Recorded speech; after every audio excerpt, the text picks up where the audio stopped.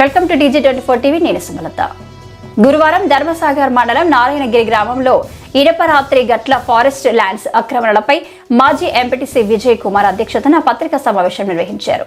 ఈ సందర్భంగా స్టేషన్ గన్పూర్ మాజీ ఎమ్మెల్యే రాజయ్య విచ్చేసి మాట్లాడుతూ హనుమకొండ జిల్లాలోని ధర్మసాగర్ సాగర్ వేలేరు ఎలకతుర్తి భీమదేవరపల్లి మండలాల్లో విస్తరించిన ఏకైక రిజర్వ్ ఫారెస్ట్ 3950 ఎకరాలలో 1% విస్తరించి ఉందని, భూగర్భ జలాలు పెరగడానికి, వన్యప్రాణులు సంచరించడానికి, వాతావరణ సమతుల్యతకు, పశువుల సంచారానికి ఈ రిజర్వ్ ఫారెస్ట్ ఉపయోగకరంగా ఉంటుందని, ఈ ఇనుపరాతి గుట్టలలో ఉన్న ఫారెస్ట్ భూములను ఆక్రమించే బకాసరులు ఈ మధ్యకాలంలో కాంగ్రెస్ ప్రభుత్వ రాకతో ఇలాంటి ఆక్రమణల చర్యలకు పాల్పడుతున్నారని, ఈ ప్రాంతంలో ఉన్న స్థానిక నాయకులు స్వయంగా కడియం శ్రీహరి అల్లుడు వెనుక ఉండి కాంగ్రెస్ ప్రభుత్వాన్ని వాడుకొని అక్రమంగా అడవిలోనికి చొరబడాలని చూస్తున్నారని, ఈ చర్యలను బీఆర్ఎస్ పార్టీ పక్షాన ఖండిస్తున్నామని, ఇల్లీగల్ బినామీ పట్టాలు చేసుకుని సర్వే నంబర్ ఒక దగ్గర ఉంటే భూమి ఒక దగ్గర చూపిస్తున్నారని అన్నారు. గత ప్రభుత్వం ఫారెస్ట్ ల్యాండ్స్ ని డిస్టర్బ్ చేయవద్దనే ఉద్దేశంతో టెక్స్టైల్ పార్క్ ను వేరే చోటుకు తరలించిందని, టెక్స్టైల్ పార్క్ అడ్డుకోవడంలో కడియం శ్రీహరి ముందు వరుసలో ఉన్నాడని అన్నారు. టూరిస్ట్ హబ్ చేయడానికి, జూ పార్క్ పెట్టడానికి ఈ ఫారెస్ట్ ల్యాండ్స్ అనుకూలంగా ఉంటాయని అన్నారు. కాంగ్రెస్ ప్రభుత్వం 6 గ్యారంటీలను అటకెక్కించిందని, ఆక్రమణదారులకు అవకాశం ఇస్తూ అధికార దుర్వినియోగానికి కాంగ్రెస్ ప్రభుత్వం పాల్పడుతుందని అన్నారు. ఈ కార్యక్రమంలో మాజీ సర్పంచ్ కర్ర సోమిరెడ్డి, మాజీ MPTC Vijay Kumar, TRS minority senior నాయకులు లాల్ మహమ్మద్, ధర్మసాగర్, వేలేరు మండలాలకు చెందిన ముఖ్య నాయకులు, కార్యకర్తలు తదితరులు పాల్గొన్నారు. టీఆర్ఎస్ నాయకులందరూ కూడా నాకు నమస్కారాలు తెలియజేసుకుంటూ, ఈరోజు ప్రత్యేకంగా ముప్పారంలో విలేకరుల సమావేశం ఏర్పాటు చేయడానికి ముఖ్య కారణం ఏంటంటే, ఏకైక ఫారెస్ట్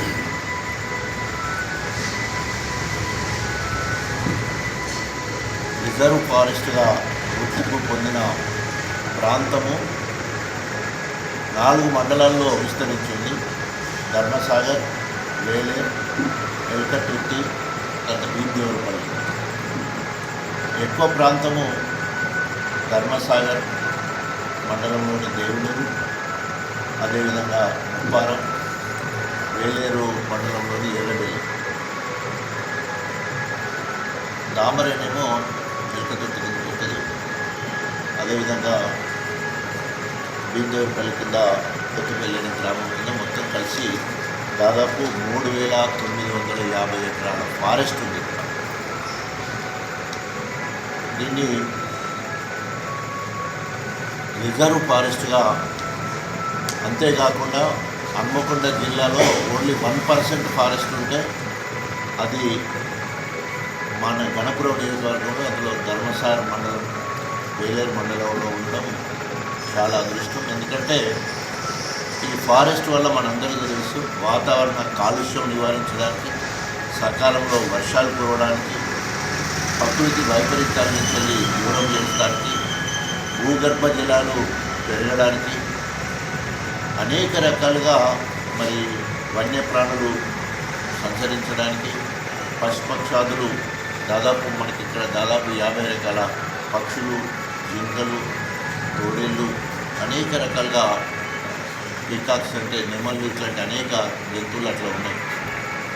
కాపాడుకోవాల్సిన బాధ్యత మనందరిపైన ఉంది. ప్రత్యేకంగా దేవులూరు గ్రామ ప్రజలకు, అదేవిధంగా ముప్పారం గ్రామ ప్రజలకు, అందులో రైతులకు, ఎందుకంటే దాని కింద భూగర్భ జలం పెరిగి వ్యవసాయం చేసుకునే రైతులకి మేలు జరిగే అవకాశం ఉంది. అదేవిధంగా ఇక్కడ ఉన్న చుట్టుపక్కల చెరువులన్నీ కూడా ఇనుపరాతి గుట్టల మీదనే అక్కడి నుంచి వచ్చే జలాలకు ఆధారపడిన పరిస్థితి మనందరూ కూడా తెలుసు. ఈ సందర్భంగా ఈ మధ్యకాలంలో ఈ భూములను, అంటే ఫారెస్ట్ భూములను ఆక్రమించుకోవాలని భూపకాసులు కొందరు ప్రయత్నం చేస్తూ ఉన్నారు. ఎప్పుడైతే కాంగ్రెస్ ప్రభుత్వం వచ్చిందో అప్పటి నుండి ఈ చర్యలు ముమ్మరం చేయడం జరిగింది. ఇక్కడున్న స్థానిక ఎమ్మెల్యే కడియం శ్రీహరి గారి అనుచరులు, అదేవిధంగా మరి ఇంకా స్వయంగా వారి అల్లుడు నజీర్ వెనుక ఉండి ప్రభుత్వాన్ని వాడుకొని అక్రమంగా అడవిలోకి చొరబడాలని చూస్తూ ఉన్నారు. దీన్ని తీవ్రంగా ఖండిస్తూ ఉన్నాం. ఈరోజు ఒక ముప్పారంలోనే 908 ఎకరాల 30 గుంటలు భూమి దాదాపు సర్వే నెంబర్ 855.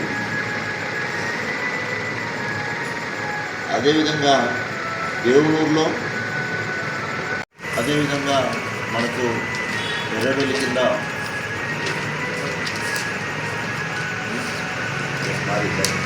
డిసెంబర్లో ఏదైనప్పటికీ 3950 ఎకరాల భూమి ఫారెస్ట్ కింద ఉన్నది. ఎర్రవెల్లి కింద సపరేట్గా వేలేరు మండలం వస్తాయి. అంటే మన ధర్మసారి వారు చూసుకుంటే మనకు ఎక్కువ రెస్పాన్సిబిలిటీ ఉంది కాబట్టి ఈరోజు ప్రధాన ప్రతిపక్షంగా మాట్లాడాల్సిన అవసరం ఏర్పడ్డది. రకరకాల కారణాలతోటి పట్టా చేయించుకొని, బినామీ పట్టాలు చేయించుకొని, సర్వే నెంబర్ ఓ దగ్గర ఉంటుంది, భూమి పొజిషన్ ఓ దగ్గర ఉంటుంది. సర్వే నెంబర్ ఏమో పట్టా సర్వే నెంబర్ ఉంటే ఫారెస్ట్ ల్యాండ్లోకి వెళ్ళి ఆ భూమిని ఆక్యుపై చేసుకునే కార్యక్రమం. తర్వాత ఈ మధ్య కాలంలో మరి 531 సర్వే నెంబర్ దేవులూరులో గతంలో ఎస్ఆర్ ల్యాండ్ ఉంది, అది సీలింగ్ ల్యాండ్ ఉంది. సో సీలింగ్ ల్యాండ్లో కొంత సర్ప్లస్ ల్యాండ్ ఉందని చెప్పేసి మధ్యలో ఒక 23 ఎకరాల కోసము తిరుమల రెడ్డి, అదేవిధంగా మధుసూదన్ రెడ్డి వాళ్ళు అప్లై చేసుకున్న వాళ్లకు అదొక డిస్ప్యూట్ అక్కడ జరుగుతూ ఉంది. అక్కడ ఒక 40 మంది 20 మందికి 2 ఎకరాల చొప్పున అక్కడ గవర్నమెంట్ ల్యాండ్ కూడా ఉన్నది. ల్యాండ్లెస్ వాళ్ళ కోసము ఒక 40 ఎకరాలు వాళ్ళకు కూడా ఇవ్వడం జరిగింది. గతంలో ఇక్కడ టెక్స్టైల్ పార్క్ వచ్చేది ఉంటే మనకి ఇక్కడ కొంత ప్రభుత్వ స్థలం ఉన్నది, ఎస్ఎండ్ ల్యాండ్ ఉన్నది. తర్వాత ఉప్పారానికి సంబంధించిన 145 ఎకరాల ల్యాండ్ ఎక్వైర్ కూడా చేసుకోవడం జరిగింది. పక్కనే ఫారెస్ట్ ల్యాండ్ ఉన్నదనే ఉద్దేశంతో టెక్స్టైల్ పార్క్ డిస్కషన్ ఉన్నప్పుడు కావాలని ప్రపోజల్ పెట్టాం. ఓన్లీ ఫారెస్ట్ ల్యాండ్ డిస్టర్బ్ చేయదనే కారణంతో అప్పుడు గవర్నమెంట్ ఆ ప్రాజెక్ట్ ఎంటర్ తీసుకోవడం జరిగింది. సరే, అప్పుడు కొందరు అడ్డుపడ్డ పరిస్థితి కూడా ఉన్నది. అందులో కడియం శ్రేణి మొదటివాడు టెక్స్టైల్ పార్క్ అడ్డుపడి అన్నాడు, ఇక్కడికి రాకుండా చూడండి. సో ఈ రకంగా ఇప్పుడు ఈ భూములను ఏదో రకంగా పట్టా చేయించుకొని అక్కడున్న ఫారెస్ట్ గార్డ్స్ను ఈ పట్టాకు ఈ ఫారెస్ట్కి సంబంధించిన భూములలో చొరబడి అక్కడ మైనింగ్ అంటే మట్టి తీయడం కావచ్చు, తర్వాత అక్కడున్న ఖనిజ సంపదను దోషేయాలనే ఉద్దేశంతో అనేక రకంగా అలాంటి పట్టాలు కూడా తీసుకునే కార్యక్రమం చేస్తాం. అయితే ఫారెస్ట్ యాక్ట్లో మనకు వీటిని ఫారెస్ట్ను ప్రొటెక్ట్ చేయడానికి మొదటి ఏంటంటే ఇది మనకు టూరిజం డెవలప్ చేసుకోవడానికి అవకాశం ఉంది. ఈకో టూరిజంతో పాటు మనకు జూ పార్క్ ఇప్పుడు అది సెంటర్లో, సిటీ సెంటర్లో ఉంది, అక్కడి నుంచి ఇక్కడికి షిఫ్ట్ చేయాలని కూడా ఒక ఆలోచన ఉంది. ఒకటేమో ఫారెస్ట్ ఉన్నది, తర్వాత రెండవది 145 ఎకరాలు ఆల్రెడీ ప్రభుత్వము ఎక్వైర్ చేసిన స్థలం కూడా ఉంది. సో అభివృద్ధి కార్యక్రమాలు కాకుండా ఆక్రమించే కార్యక్రమం కాంగ్రెస్ ప్రభుత్వం ప్రేరేపిస్తుంది. డైరెక్ట్గా గవర్నమెంట్ నుంచేలే ఎంఆర్ఓ గారికి, కలెక్టర్ గారికి ఒక లేఖ రావడం జరిగింది. ఆ లేఖను పురస్కరించుకొని ఆర్డీఓను, ఎంఆర్ఓను ఉరికిచ్చి పనులు చేసుకునే కార్యక్రమం జరుగుతుంది. ఆ రకంగా అధికార దుర్వినియోగానికి కాంగ్రెస్ ప్రభుత్వం పాల్పడుతుంది.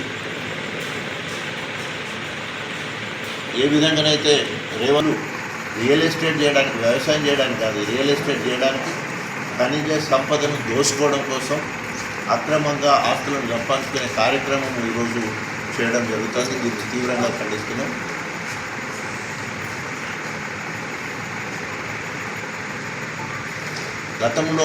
గత 20 ఏళ్ళ నుండి దాదాపు 2004 నుండి 2023 వరకు నేను ఈ ప్రాంతంలో అధికారంలో ఉన్నప్పుడు ఫారెస్ట్ను ప్రొటెక్ట్ చేయడమే కాకుండా అక్కడ హరితహారం కింద చెట్లు నాటే కార్యక్రమం కావచ్చు, అదేవిధంగా అక్కడ మరి గుట్టలెక్కే కార్యక్రమం కావచ్చు, ట్రెక్కింగ్ అంటే ఆ కార్యం చేసినాం.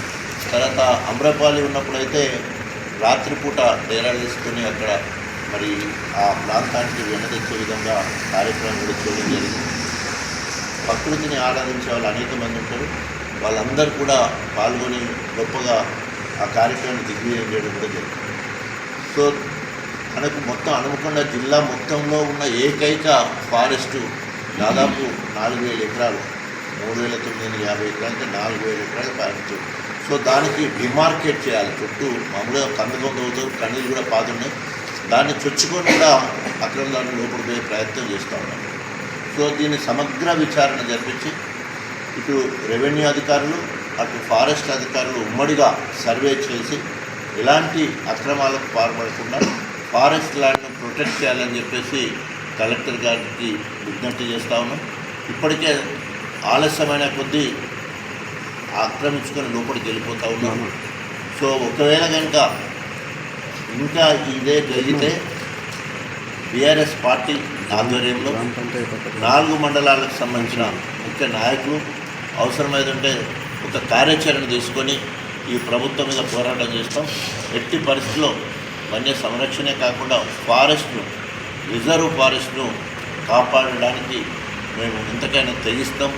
దానికి సరి అయిన ప్రణాళిక సిద్ధం చేసుకుని ఉద్యమం చేస్తామని చెప్పేసి హెచ్చరిస్తూ, మరి కడియం శ్రీహరి గారు అభివృద్ధి కోసం కాంగ్రెస్ పార్టీలోకి పోయిందని చెప్తున్నాడు. ఇక్కడ ఆయనను గెలిపించింది బీఆర్ఎస్ పార్టీ శ్రేణులు.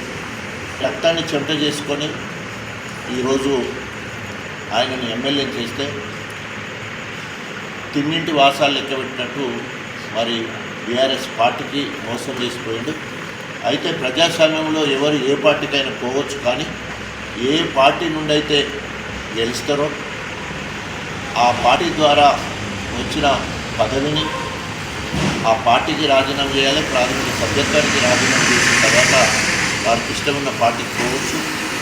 సో ముందు ఆయన ప్రాథమిక సభ్యత్వానికి అప్పచెప్పాలని చూస్తే వ్యక్తిగత ఆస్తులు పెంచుకునే ప్రయత్నం చేస్తూ ఉన్నాడు.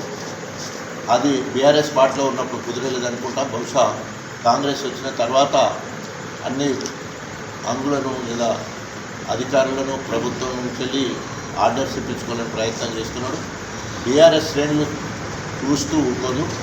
ఇప్పటికైనా నీకు సిగ్గుశరం ఉండేది ఉంటే ఎమ్మెల్యే పదవికి రాజీనామా చేయి, కాంగ్రెస్ పార్టీ నుండి ఇక్కడ పోటీ చేయి. బీఆర్ఎస్ శ్రేణులు సిద్ధంగా ఉన్నారు.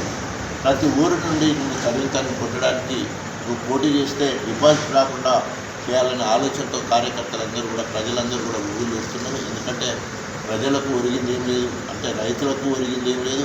రైతు భరోసా లేదు, రైతు రుణమాఫీ పూర్తిగా చేయలేదు, అదేవిధంగా రైతుకు బోనస్ లేదు. మహిళలకు 2,500 రూపాయలు ఇస్తానన్నావు, ఎక్కడ ఇచ్చిన సందర్భం ఒక్క మహిళకు కూడా 2,500 రూపాయలు నెలకు ఇస్తానని ఎక్కడ కూడా ఇవ్వలేదు. ఆడపిల్లలకు స్కూటీ అన్నావు, ఎక్కడ కూడా స్కూటీ ఇచ్చిన సందర్భం లేదు. కళ్యాణ లక్ష్యంతో పాటు తులం బంగారం అన్నావు, ఎక్కడ కూడా అది కూడా ఇచ్చిన సందర్భం లేదు. పెన్షన్లు 2,000 నుంచి వెళ్ళి 4,000 చేస్తానన్నావు, ఒక్క పైసలు కూడా ఇప్పటివరకు పెంచిన పరిస్థితి కనిపించట్లేదు.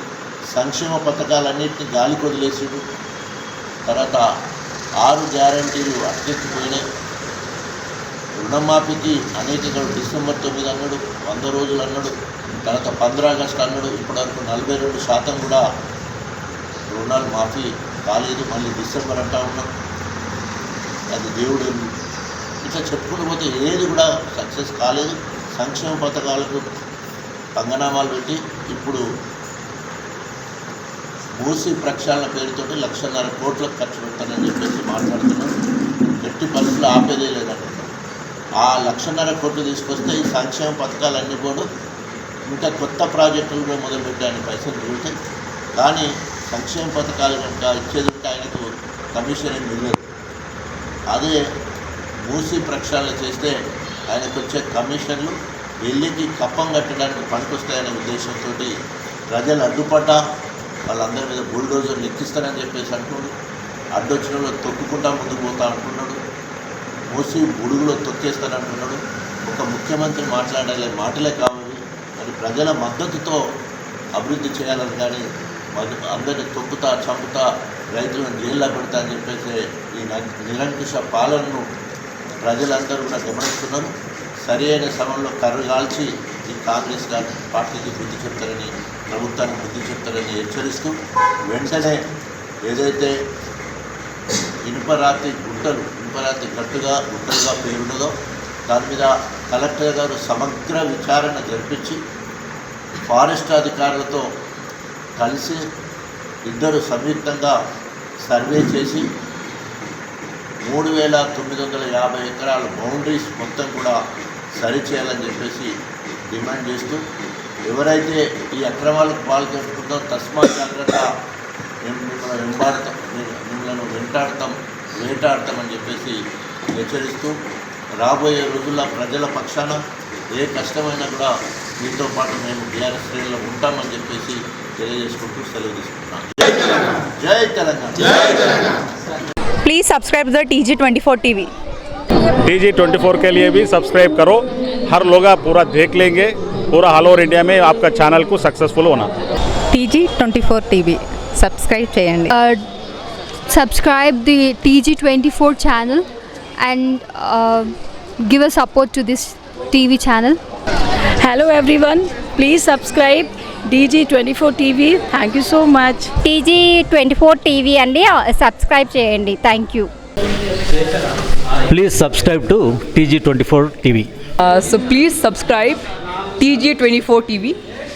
Subscribe to TG24 TV. Please subscribe TG24 TV। ముఖ్యంగా ఈరోజు TG24 టీవీ చక్కటి వార్తలను ముందుకు వచ్చి ఇస్తున్నటువంటి TG24లో అందరూ కూడా సభ్యులుగా చేరి ప్రతి క్షణం మీరందరూ కూడా ఆ టీవీని చూసి ఆనందిస్తారని కోరుతున్నాను. అందరికీ నమస్కారం అండి, నేను మీ యాంకర్ నేహ. సో TG24 టీవీని సబ్స్క్రైబ్ చేసుకోండి. Thank you. Please do subscribe TG24 TV. Subscribe.